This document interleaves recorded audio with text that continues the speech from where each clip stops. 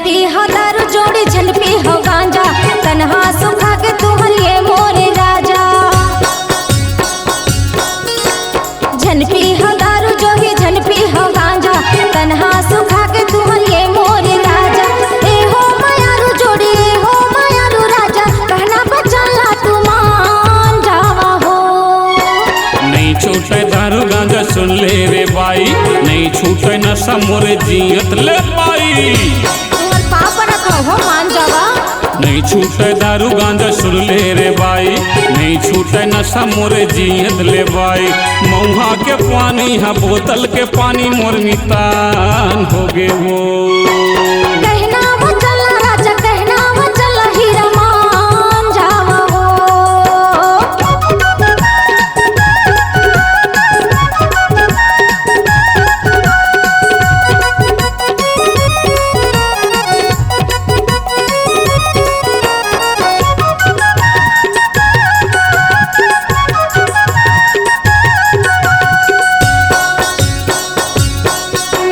घर में नहीं राशन पानी कैसे घर चलाओ, दरुआ के संग में जिंदगी कैसे के बहाओ।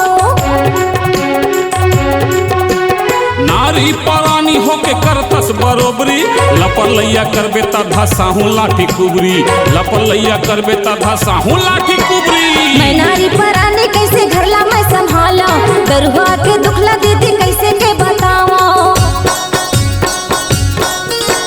मैं नारी परानी कैसे घरला मैं संभालो, दरुआ के दुखला दीदी कैसे के बताओ।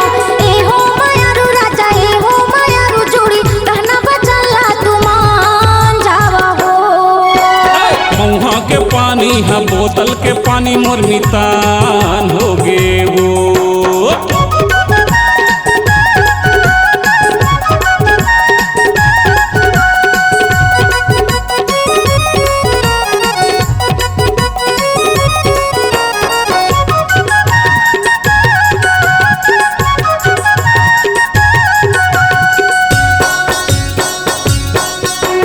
साहूकार आवत हवे घर में जीता दादा, गहना जेवर नहीं कर्जा बोरी होगी ज्यादा।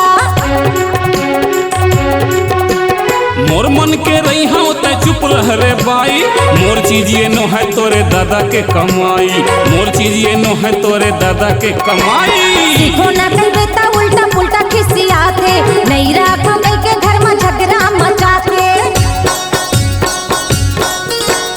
सीखो न कहबे ता उल्टा पुल्टा खिसियाते, नहीं राखो कई के घर में झगड़ा मचाते। ये हो मायारू जोड़ी ये हो मायारू राजा कहना बचला तू मान जावा हो। नहीं छूटा दारू गांजा सुन ले रे बाई, नहीं छूटे नशा मोरे जियत ले बाई। मान जावा हो मान जावा। नहीं छूटे दारू गांजा सुन ले रे बाई, नहीं छूटे नशा मोरे जियत ले बाई। मऊहा के पानी हा बोतल के पानी मोर मितान हो गे वो। कहना बचला हीरा कहना बचला राजा मान जावा हो। मऊहा के पानी हा बोतल के पानी मोर मितान हो गे वो। कहना बचला हीरा कहना बचला राजा मान जावा हो। मान जावा हो मान जावा। C-Log Digital Recording Studio, Cordoba. Contact number 99071192115.